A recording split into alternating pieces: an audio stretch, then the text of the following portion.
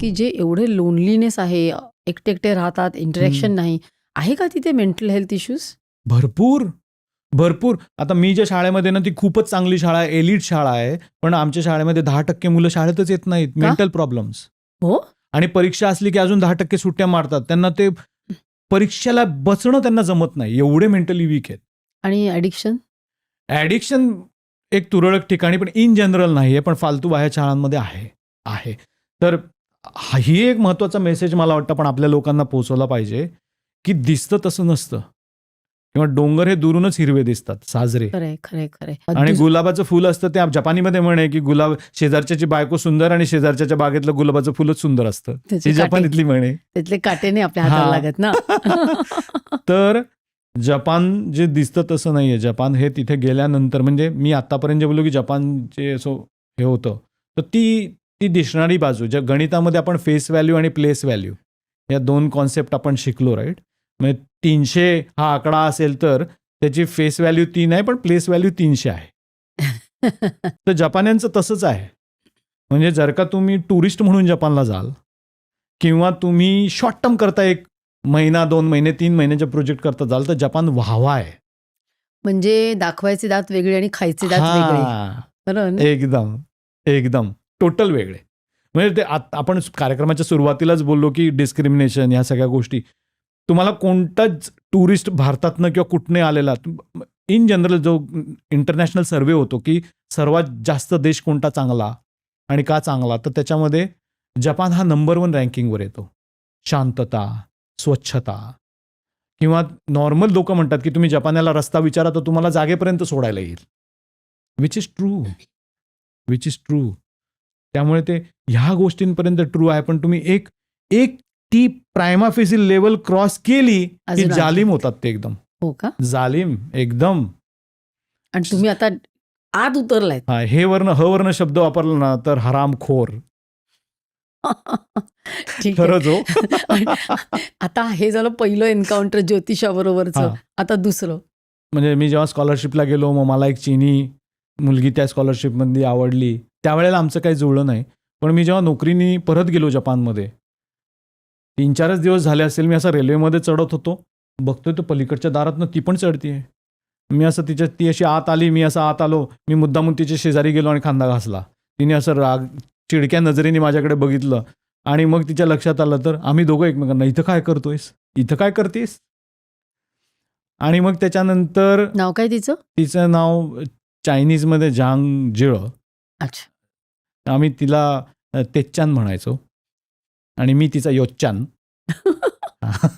योच्चान तेच्चान असं आमचं असायचं. तर मग त्याच्यानंतर आमची जमली चांगलीच, आणि मग लगेच मी तिला प्रपोज केलं, आणि मग तिने ऐकलं पण, आणि मग काही महिन्यातच आमचं लग्न झालं, आणि लगेच ती प्रेग्नंट झाली. तर लग्न आम्ही चीनमध्ये केलं, चीनी पद्धतीने. तर लगेच ती प्रेग्नंट झाली, आणि तिचं असं झालं होतं की तिचे आईवडील नव्हते. तर तिचे वडील हे चायनामधल्या नॅशनल केमिकल लॅबोरेटरीचे हेड, आणि जेव्हा चायनामध्ये माओची मुवमेंट झाली आणि त्यांनी सगळ्या शिक्षित लोकांना उडवलं, त्याच्यामधलं तिचे वडील एक पळून मारलं. ती सांगते की बाबा लपायचे, जाऊन ॲब्स्कॉन्डिंग व्हायचे, पण शेवटी पळून मारलं म्हणे. तर तो एक फेस होता. मग नंतर त्यांनी फार जिकिरीचे दिवस काढले एकदम. तिने मला फोटो दाखवले की ती टोपली घेऊन भाजीला विकायला जाते वगैरे, लहानपणीचे फोटो दाखवले. तर आई वडील तिचे गेलेले होते, तर म्हणलं की आता आपलं पहिलंच मूल आहे, तर काहीतरी गायडन्स पाहिजे. जपानमध्ये करायचं नाही, पण जपानची आपल्याला काहीच माहिती नाही आहे, आजूबाजूला कोणीच नाही आहे, सिस्टीमच नाही आहे. इन जनरल फॉरेनर लोक त्यावेळेला जपानमध्ये मुलाला जन्म द्यायचे नाही, घरी जायचं. तर मग म्हटलं चीनमध्ये आई वडील नाही आहेत, मग भारताला जायचं का? तर म्हणली हो जाऊयात. मग ती भारतामध्ये यायचं ठरलं, तर पहिले 5-6 महिने भारताने विजाच नाही दिला. फार रडवलं आम्हाला. म्हणले नाही ती स्पायच असेल, नाही ते तिने बरोबर तुला पकडलंच आहे. 2001 आता ही 1 सालचीच गोष्ट आहे अजून. मग मी माझ्या एक ओळखीचे कुलकर्णी सर म्हणून आहेत, त्यांनी मनोहर जोशींना पत्र लिहिलं, त्यावेळेला ते आपले CM होते. त्यांनी मग फर्नांडिसजींना पत्र लिहिलं, फर्नांडिसजींनी प्राईम मिनिस्टर ऑफिसमध्ये पत्र लिहिलं, आणि असं करून शेवटी माझ्या बायकोचा विजा मिळाला, आणि मग ती भारतात आली. तोपर्यंत मग चांगलंच मोठं झालेलं होतं पोट. त्यामुळे ती जेव्हा इथे आली तेव्हा तो ऐन कडकडीत उन्हाळा, मार्च, एप्रिल, मे आणि मग जूनमध्ये मुलाचा जन्म झाला. पण ती उन्हाळ्यामुळे तिची फार हालत झाली. आणि प्रेग्नन्सी झाल्यानंतर तिला जरा असा तो मेंटल फटीग आला. तर ती मग मुलाला सोडून अशीच परत गेली आणि म्हटली 3 महिन्यात मी परत येईन. पण मग 3 महिने गेले, 6 महिने गेले, परत काही येईना. तर माझा एक मित्र म्हणला, अरे ते ना एक चांगले गुरुजी आहेत. मी नाही जायचो ज्योतिषांकडे. मी फिजिक्सवाला होतो ना, तर डोक्यात सायन्स होतं, मी नाही जायचो. तर माझा मित्र म्हणला, अरे ते गुरुजी आहेत, जा भेटून ये तू त्यांना, बघून ये ना, एकदा विचार ना. तर म्हणलं बरं ठीक आहे, तू म्हणतोस एवढा मागं लागला म्हणून मी गेलो. तर ते डॉक्टर होते, त्यांचं ते क्लिनिक होतं, MBBS डॉक्टर, त्यांचं क्लिनिक होतं. मी म्हणलं अरे क्लिनिकमध्येच जायचं ना. म्हणलं मी गेलो डॉक्टरांकडे. ते म्हणले बरं काय. मी त्यांना म्हणलं की मी त्यांना खरं खोटं बोललो. मी त्यांना म्हणलं की मला आईबाबा खूप मागं लागले, लग्न करायचं आहे आणि जपानमध्ये नोकरी पण करायची आहे. तर दोन्ही गोष्टींचं काही तुम्ही गाईड कराल का. तर म्हणले डिटेल्स देऊन जा आणि तेच 3 दिवसांनी आहे. तर त्यांनी ती नवमीची पत्रिका मांडली. डिटेल पत्रिका असते एकदम. मी त्यांच्याकडे गेलो. म्हणले या पुराणिक बसा. म्हणे तुम्ही माझी काय परीक्षा घेताय का, माझी परीक्षा घेताय का तुम्ही. मी म्हटलं का हो सर. म्हणून अहो तुमच्या पत्रिकेतनं क्लिअर दिसतंय की तुमचं लग्न झालंय, तुम्हाला एक मुलगा असायला पाहिजे एव्हाना. आणि तुम्हाला इथेही सांगतो की तुमची जी बायको आहे ना ती जपान, चीन, कोरिया ह्या 3 देशांपैकी कुठनं तरी आली आहे, ती ईस्टर्न आहे ती म्हणे. म्हणजे काय काय बोलायला लागले ते. म्हणले मी तुम्हाला ह्याच्यावरही सांगतो की तुमच्या बायकोचे आईवडील नाही आहेत, त्यांना 2 बहिणी असायला पाहिजे. म्हणजे दिसतं हे. मग त्यांनी मला सांगितलं की मला ना तुमची पत्रिका बघून इतकं आश्चर्य वाटतंय की तुम्ही भारतातनं जपानमध्ये जातात, ती चीनमधनं जपानमध्ये, तर तुमची तिथे भेट होते, तुमचं लग्न होतं, तुम्ही चीनमध्ये लग्न करता, तुम्ही भारतामध्ये मुलाला जन्म घालता. पण आता तुमच्या पत्रिकेत क्लिअर आहे की तुम्ही एकत्र नाही राहणार. आणि तुमच्या मुलाची पत्रिका मांडून बघूयात. मग त्यांनी मुलाची पत्रिका मांडली. तर त्याच्यामध्ये ते म्हणले तुमच्या मुलाला जन्मापासून 12 वर्ष आईचं सुख नाही आहे. आणि लिटरली तसं घडलं. माझा मुलगा जेव्हा 12 वर्षाचा झाला तेव्हा पहिल्यांदा माझ्या बायकोचा मेसेज आला की मुलाला भेटायचे, ते पण का तर तिच्या मोठ्या बहिणीला कॅन्सर झाला, लास्ट स्टेज आहे, तिला मुलाला बघायचं. आणि आता तेव्हापासनं मग सगळा त्यांचा दोघांचा एक्सचेंज चांगलाच चालू आहे. मी जरासा बाहेर राहतो, ब्रह्मचर्य. पण काहीतरी आहे त्या सायन्समध्ये असं मला खरंच वाटायला लागलं. परत कधी ज्योतिष आणखीन मी नाही त्याच्यामध्ये डीप गेलो, कारण मी 1-2 वेळा मग नंतर जरा गुरुजींचं हे घेतलं होतं, पण मी नाही त्याच्यामध्ये खूप डीपमध्ये गेलो, कारण की ते डिपेंडन्सी होऊन जाते असं वाटलं. आणि तिसऱ्यांदा पण असं घडलं होतं ना. हा, अजून एक असा एक महत्त्वाचा क्षण आला, पण तो जरा अजून आधी आला होता. ते असं की मी तुम्हाला म्हटलं की आमच्या बाबांचं फक्त एकच होतं की मी मिलिटरीत जावं आणि मेडल लावावे. आणि माझं असं झालं की मी प्रयत्न केला, मी भरपूर प्रयत्न केला. बाबांनी खूप त्याच्याकरता मदत केली.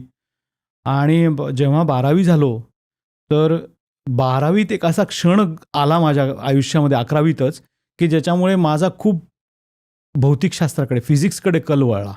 आणि मग मी जेव्हा 12वी झालो तेव्हा मी बाबांना म्हटलो की बाबा की मला फिजिक्स करायचं आहे. तर त्यावेळेला NDA पण माझं हुकलं. तर बाबा खूप दुःखी होते. म्हणजे ते जपानी ॲडमिशन घे वगैरे ते सगळं चाललं होतं, पण NDA फायनल ते सगळं फेल ते त्याच्यानंतर झालं. तर बाबा माझ्याशी साधारणपणे वर्षभर तरी बोलत नव्हते नीट, फेस टू फेस, बरेच.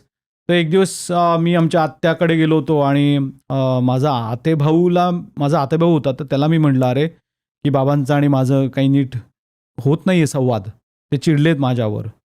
म्हटलं बरं ठीक आहे. तर त्यांनी पुन्हा तेच केलं की त्यांनी मला विचारलं की तुझं काय रे, जन्मतारीख काय तुझी. तर त्यांनी मग त्याच्यावरनं मग आमच्या बाबांना बोलवलं. त्यांनी अभ्यास केला थोड्या वेळ.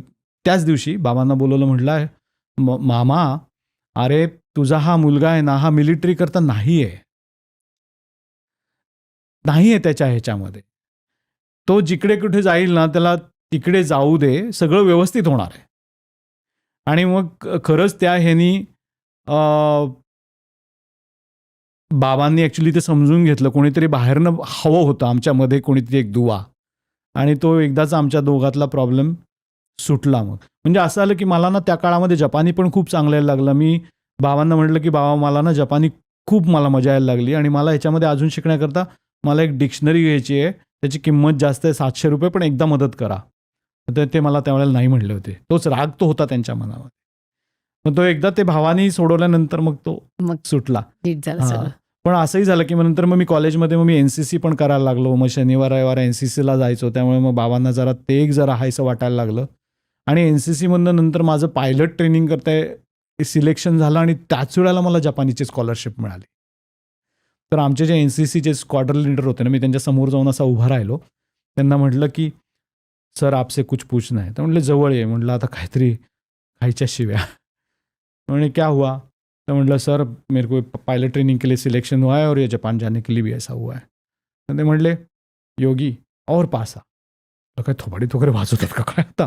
नाही त्यांचं कसं असतं की आप मिलिटरी में हो येस नो ये आपको डिसाइड करना है इन दिस. असं डिस्टर्ब्डमध्ये उत्तर मिळत नाही ह्या स्टेटमध्ये तुम्ही राहू शकत नाही फॉर अ मिलिटरी मॅन.